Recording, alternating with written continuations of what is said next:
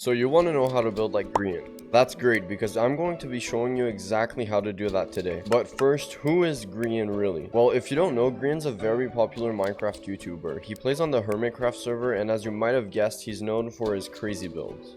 So now that you know who this guy is, let me show you how you can build like him. First of all, we have to understand Grian's build style. So after taking a look at a lot of Grian's bases on Hermitcraft for the last couple of years, I found about 3 distinct traits that are more or less the core of Grian's build style. The first being that Grian's builds are always pretty big. In most cases, you could even say they're massive. Now sure, that's pretty normal for the Hermitcraft server, but even Grian starter houses are usually pretty big compared to the quote-unquote regular starter house. So that's one thing, is Grian usually builds on a pretty big scale. Now another thing I noticed is that a lot of bases Grian has built in a way where there's a really good balance between simplicity and detail. Take the Hermitcraft Season 9 base for example. The rocks are very detailed, but then in contrast, the buildings on the rocks are a little less detailed and more on the simple side. In my opinion, this makes for a really cool middle ground that just looks really nice. Similarly, the mansion from Hermitcraft Season 7 has a very simple block palette but also very detailed shape, again making it meet in a really nice middle. So that's another thing, Grian really keeps a good balance between simplicity and detail in his builds. Now finally, this is something I didn't notice until recently, but Grian actually uses a lot of gradients. And when I say a lot, I mean a lot. If you take a look back at the last 2 years of builds on Grian's channel, I can almost guarantee that 75% or more have some kind of gradient in the build. And by the way, just to clarify, a gradient is when you go from a certain color to another using blocks in between to make the transition a bit better. Or at least that's a simple way to put it. So for example, the mansion's walls, the rocks, the starter house, they all have gradients of some kind. Okay, so Grian's build style consists of 1. Big builds or bases, 2. A good balance between simplicity and detail, and 3. Gradients, lots of gradients. So what can we take away from this? Well, we know how Grian likes to build, but there's still a lot we can take away from his builds. One thing I noticed when watching Grian's Hermitcraft series for the last couple of seasons is that Grian tries something different with every base he builds. If we take the last couple of Hermitcraft bases Grian has built, it's clear that, well, none of them are the same, or even similar at that. Grian's always trying something different to grow and become a better builder. For example, when building the mansion, Grian really wanted to practice building on a diagonal. The angles are the big thing. Diagonal building.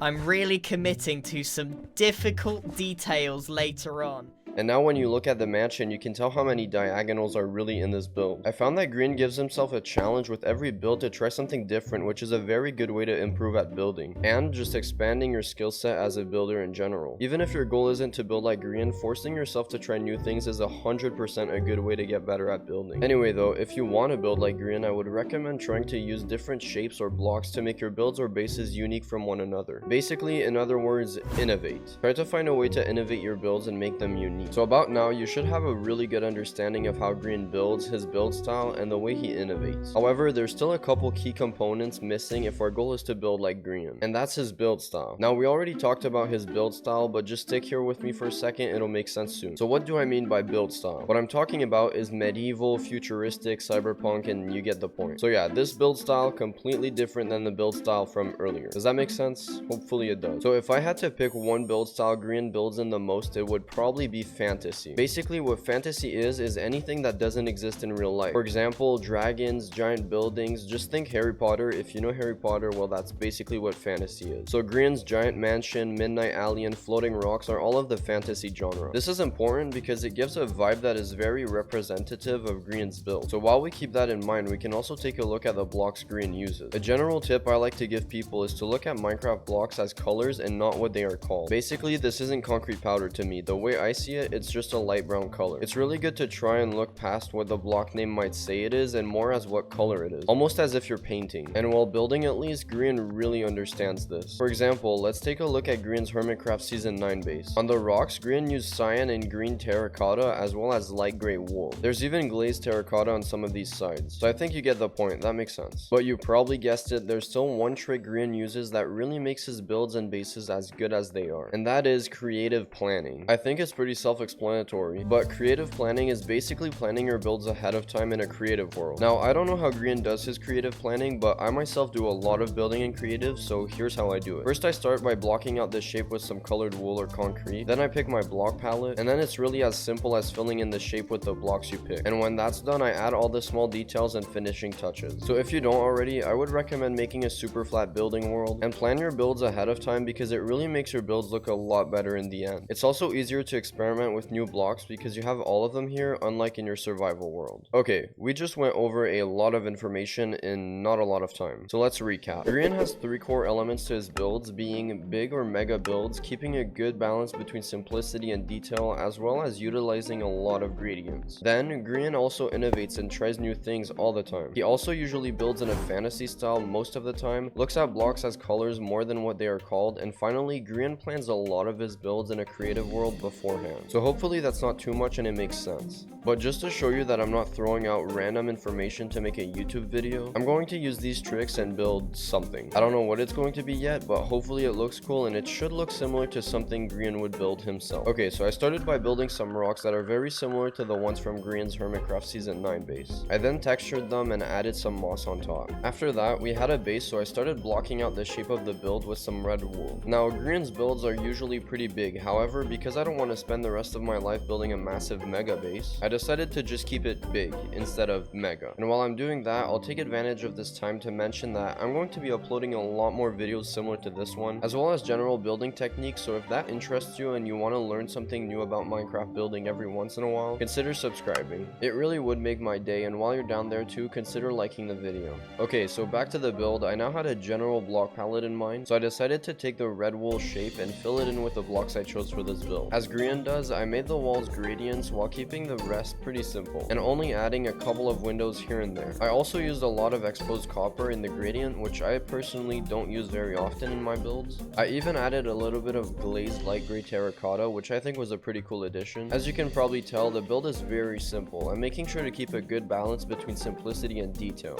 I'm also using oxidized copper for the roof, and I added 2 chimneys made of top. And that's it for the build. Well, before we take a look at the build, I want to make it clear that I'm not Grian, obviously. It's possible to replicate Grian's build style, but I can't build something fully accurate to how Grian would build it. However, with that said, I really think this build turned out great. Now, this is kind of a concept, so you definitely could take this and turn it into a bigger or even mega base. And honestly, in general, I think this is very similar to a lot of the builds Grian makes. And it's even pretty accurate because, well, the back is pretty unfinished. But I hope this goes to show that by following the tricks in this video, we can get a very good looking build that is actually very similar to Grian's build style. As you can tell, I followed every trick laid out and it worked out pretty well. I made sure the build was pretty large. I kept a good balance between simplicity and detail by not overdoing it on the build, but adding a lot of texture to the rocks to help contrast. I also use gradients, as you can tell over here on the walls of the building. I tried something new as I have never built something like this before. I tried to make it fantasy more than medieval, however it is a little more on the medieval side. On top of this, I made sure to look at the blocks as colors instead of what they're called, with the copper here and glazed terracotta. And finally, well, because I'm already in creative, it kind of doesn't really apply because, well, I'm not going to be building this in survival. But I think that checks most, if not all, the boxes. So with that, I hope this video was useful. If you can follow all the tricks laid out in this video, I promise that with a bit of practice, your builds will look very similar to the ones Grian makes. I hope you all have a great rest of your day. Thanks for watching, and check out this video because YouTube thinks you're going to enjoy it.